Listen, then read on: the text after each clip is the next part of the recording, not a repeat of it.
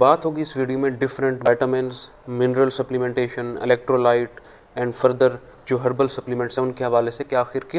किस time consume करना चाहिए ताकि आप उससे मैक्सिमम फ़ायदा उठा सकें, आप उसके जो बेनिफिट हैं उसको मल्टीप्लाई कर सकें, उसके बेनिफिट को इन्हेंस कर सकें। तो सर-ए-फ़हरिस्त है विटामिन बी, विटामिन सी। अब ये ऐसे कंपाउंड हैं जो कि वाटर सॉल्युबल हैं, आप इसको किसी भी टाइम कंज्यूम कर सकते हैं, लेकिन इसका मसला ये है कि ये ज़्यादा देर तक बॉडी के अंदर स्टे नहीं करते, ये बॉडी से एक्सक्रीट आउट हो जाएंगे। नेक्स्ट नंबर पे आता है vitamin A, vitamin D, vitamin के, विटामिन के2। अब ये ऐसे कंपाउंड हैं जो कि फ़ैट सॉल्युबल हैं। आप कोशिश यही करें इनको विद मील लें, या इसके अलावा इनको आप ऑलिव ऑयल, एवोकाडो ऑयल,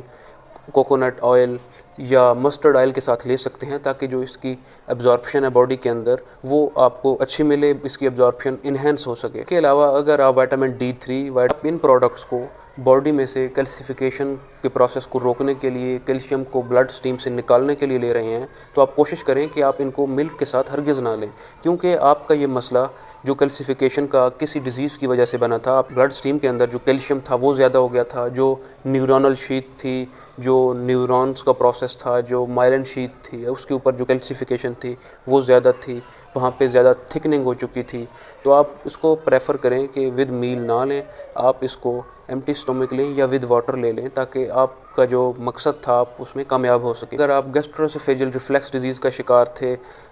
आप रिटेंड हाइड्रोक्लोराइड कैप्सूल लेना चाह रहे थे या एप्पल साइडर विनेगर आप लेना चाह रहे थे, तो आप इसको एम्प्टी स्टमक लें, बिफोर मील आप इसको लें ताकि ये अच्छे से काम कर सके। अगर आप बाइल कैप्सूल, प्रोटीएजेज़, उसके अलावा सेलुलेजेज़ आप लेना चाह रहे थे, आप पेंक्रियाटिक फंक्शन डिस्टर्ब है, गाल ब्लैडर का फंक्शन डिस्टर्ब है, आप इनको सपोर्ट करने के लिए ये प्रोडक्ट लेना चाह रहे थे, तो इनको भी आप बिफोर मील लें। अगर आप IBS का शिकार थे, IBD का शिकार थे,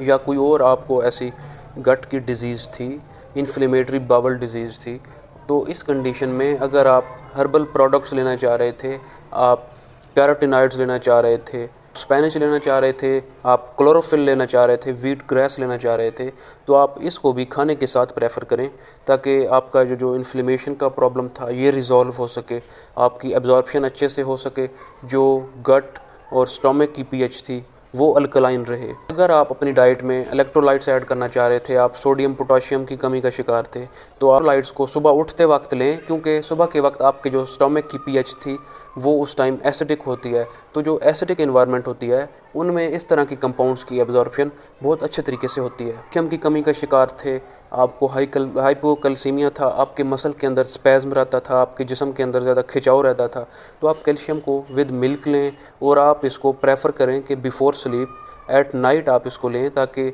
आप इसके मैक्सिमम बेनिफिट्स हासिल कर सकें। अगर आप किसी मेडिसिन का इंटेक बहुत लंबे अरसे से कर रहे थे, आपने कोई एंटीबायोटिक कवर लिया था, तो उसकी वजह से जो गट का नॉर्मल फ्लोरा था वो किल हो गया था, वो डिस्टर्ब हो चुका था, तो अब आप प्रोबायोटिक्स लेना चाह रहे हैं, तो आप उनको भी बिफोर स्लीप लें, ताकि उनको लंबे टाइम के दौरानिए के लिए काम करने का मौका मिल सके। थ्रू आउट द नाइट वो आपकी जो गट है उसके जो माइक्रोबायोम है वो अच्छे तरीके से काम कर सकें। अगर आप इनको सुबह के टाइम लेना चाह रहे हैं तो आप इसको विद योगर्ट कंज्यूम करें, ताकि इसकी एब्जॉर्प्शन अच्छे तरीके से हो सके। आप किसी ऐसी डिज़ीज़ का शिकार थे कि आपकी ब्लड के अंदर, आपकी बॉडी के अंदर जो मेटल है उसकी एब्जॉर्प्शन ज़्यादा हो गई थी, आप चिलेटर एजेंट लेना चाह रहे हैं, CDTA लेना चाह रहे हैं, तो आप उसको खाने के साथ हरगिज़ ना लें, ताकि ये अच्छे तरीके से काम कर सके और आपकी बॉडी से जो मेटालिक डेपोजिशन थी वो वहाँ से निकल सके।